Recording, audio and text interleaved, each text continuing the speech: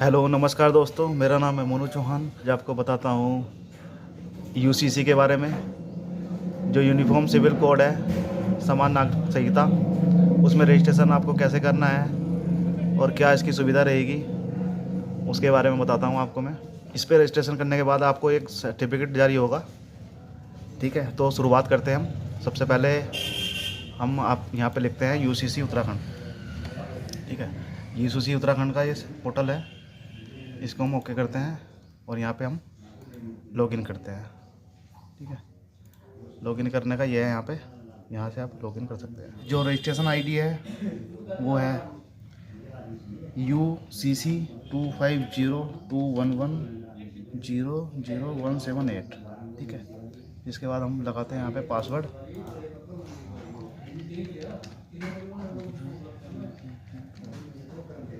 ये पासवर्ड लगाया हमने, उसके बाद कैप्चा लिखेंगे। गलत हो गया था, 1SJJLS। ठीक है, इसको हम लॉगिन करेंगे यहाँ पे और यहाँ पे OTP आया है। ठीक है, अब OTP मेरे मोबाइल पर आया है 415799। ठीक है, इसको हम वेरीफाई कर लेंगे और यहाँ पे ये पोर्टल खुल चुका है। तो दोस्तों, सबसे पहले यहाँ पे हम शादी का रजिस्ट्रेशन करने वाले हैं और यहाँ से हम आवेदन कर सकते हैं।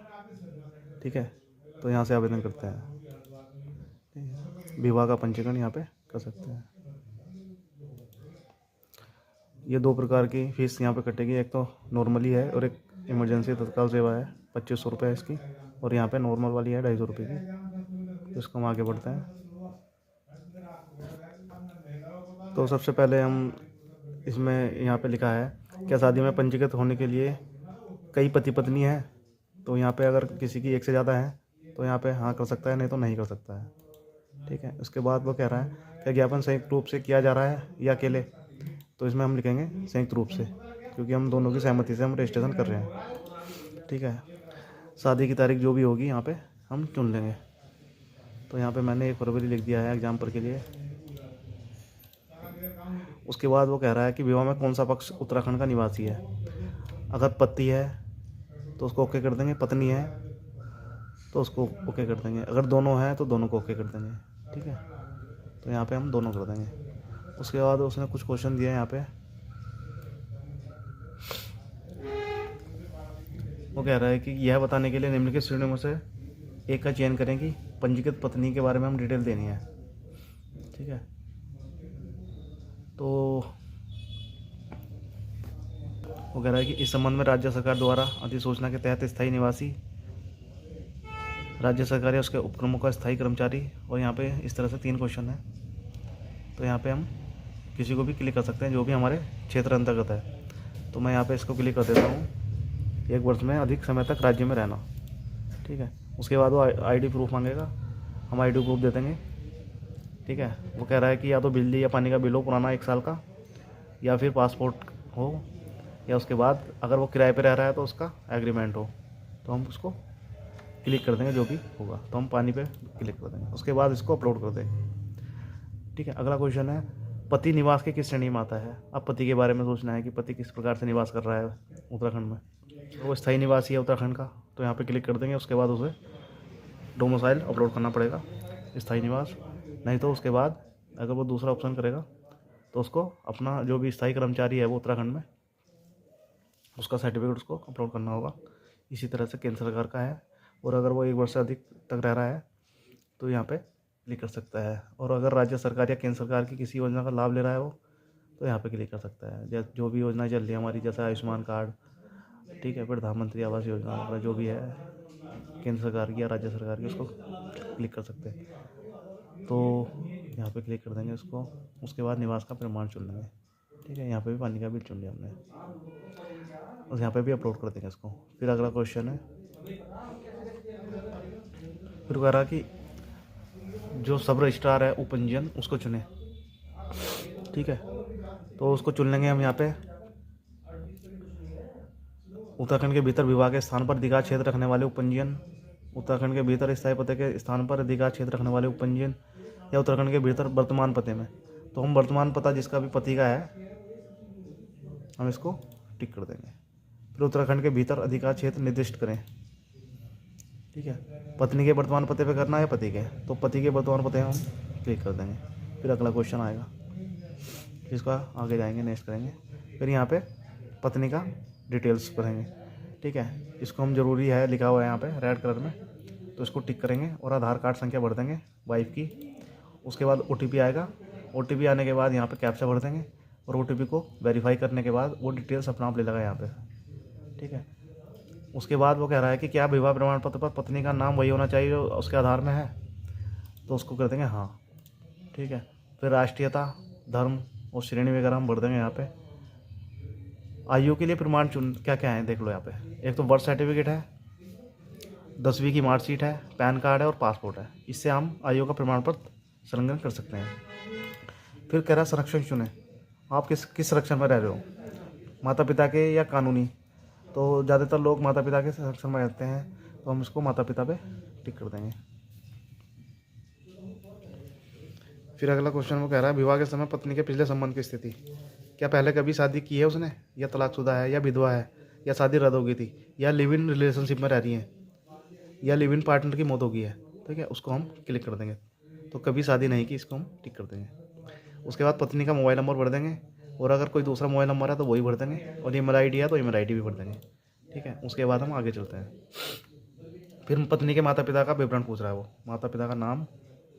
ठीक है, यहाँ पे दर्ज कर देंगे, मोबाइल नंबर भर देंगे, ईमेल आईडी और एड्रेस वगैरह जो भी है पत्नी के माता पिता का जो एड्रेस है जहाँ की वो रहने वाली है उसको हम भर देंगे। ठीक है, फिर हम आगे आएंगे यहाँ पे। फिर कह रहा फिर पत्नी का वर्तमान पता वो होगा जो अपने पति के साथ वो निवास कर रही है। ठीक है, तो उसका एड्रेस आ जाएगा यहाँ पे।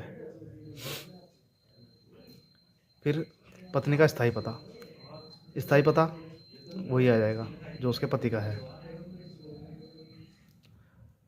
फिर हम इसको नेक्स्ट करेंगे। नेक्स्ट के बाद फिर पति की डिटेल्स आएगी। ठीक है, पति के डिटेल्स में भी ऐसी होगा, इसको टिक करेंगे, आधार कार्ड संख्या डालेंगे, OTP आएगा, उसको वेरीफाई कर देंगे कैप्चा डाल के। फिर नाम ऑटोमेटिक आ जाएगा यहाँ पे। फिर हम सारी चीज़ें यहाँ पे ऐड कर देंगे, पति की जो भी डिटेल्स होगी। ठीक है, उसके पति का वर्तमान पता भी यहाँ पे लिख देंगे, स्थायी पता भी यहीं पे लिख देंगे, जो भी सेम है। उसके बाद अगला क्वेश्चन है। ठीक है, फिर विवाह पंजीकरण का विवरण कह रहा है वो, विवाह समारोह का प्रकार, किस तरह से विवाह हुआ है। ठीक है, आशीर्वाद हुआ, निकाह हुआ, ठीक है, आर्य समाजी हुआ, मंगल फेरे हुए। ठीक है, ये सारे हैं, अन्य भी है इसमें अगर कुछ किसी के अदर तरीके से शादी हुई है तो। इसे चुनने के बाद यहाँ पे विवाह का स्थल चुनेंगे कि उत्तराखंड के अंदर हुआ है विवाह उनका, या उत्तराखंड के बाहर हुआ है, इंडिया में कहीं भी। ठीक, फिर वो कह रहा है कि विवाह समारोह करने वाले अधिकारी कौन थे, उसका अधिकारी का नाम और नंबर। ठीक है, उसकी ईमेल आईडी ज़रूरी नहीं है, लेकिन पता ज़रूरी है, उसका पता लिख देंगे यहाँ पे। उसके बाद हम आगे जाएंगे।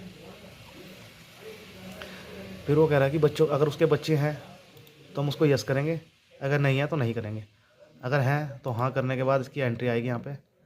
ठीक है, यहाँ पे हम बच्चों का विवरण चुनेंगे, अगर शादी से पहले बच्चे हैं तो उसको टिक करेंगे, अगर नहीं है शादी के बाद है तो हम नीचे वाले को क्लिक करेंगे। उसके बाद वो कह रहा है कि आपने बच्चा गोद लिया है या जन्म लिया है उसने, बच्चे ने।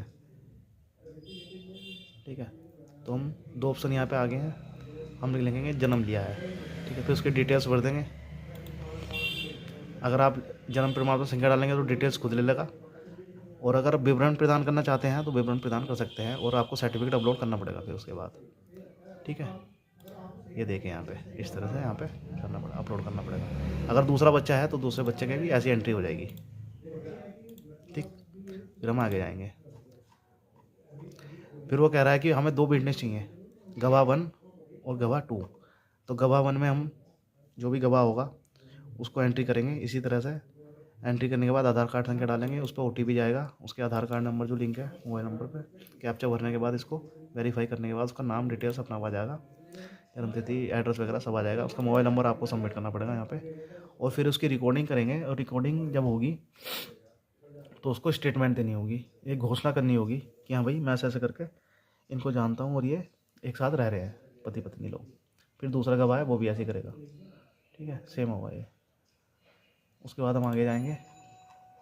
फिर वो कह रहा है कि पत्नी की पासपोर्ट साइज़ अगर फ़ोटो है अगर क्या ज़रूरी है एक सिंगल फ़ोटो पत्नी की, इसी तरह से पति की, ठीक है, अपलोड कर देंगे।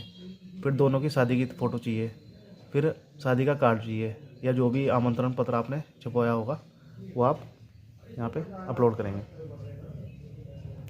उसके बाद फिर आएंगे तो नियम बनाए हैं, उसको हम क्लिक कर देंगे एक एक करके, सब में सबको टिक कर देंगे। जो भी है ज़रूरी है, सारे ज़रूरी हैं, सबको टिक करना पड़ेगा। उसके बाद इसको जमा करने के बाद हम फीस जमा करेंगे इसमें, ठीक है। तो अभी मैंने पूरा फॉर्म भरा नहीं है, इसलिए ये शुरू से आ गया है। तो आप इस तरह से फॉर्म सबमिट कर सकते हैं। और फॉर्म सबमिट करने के बाद मैं आपको दिखाता हूँ, एक फॉर्म यहाँ पे सबमिट हो गया है। यहाँ पे हमने एक फॉर्म सबमिट कर दिया है यहाँ पे इस तरह से। तो दोस्तों ये था यूसीसी पोर्टल पर शादी का रजिस्ट्रेशन। मैंने आपको दिखाया कैसे किस तरह से रजिस्ट्रेशन करना है, क्या क्या डिटेल्स इसमें चाहिए, और ये सब करने के बाद हमारा फॉर्म पूरा सबमिट हो गया है। तो दोस्तों ये फॉर्म हमारा सबमिट हो चुका है। इसको अब संबंधित अधिकारी पे ये चला गया है जहाँ पे आपने अप्लाई किया है, और वहाँ से वो ये डिटेल्स चेक करने के बाद देखेंगे कि हाँ भाई डिटेल्स सही है या गलत है।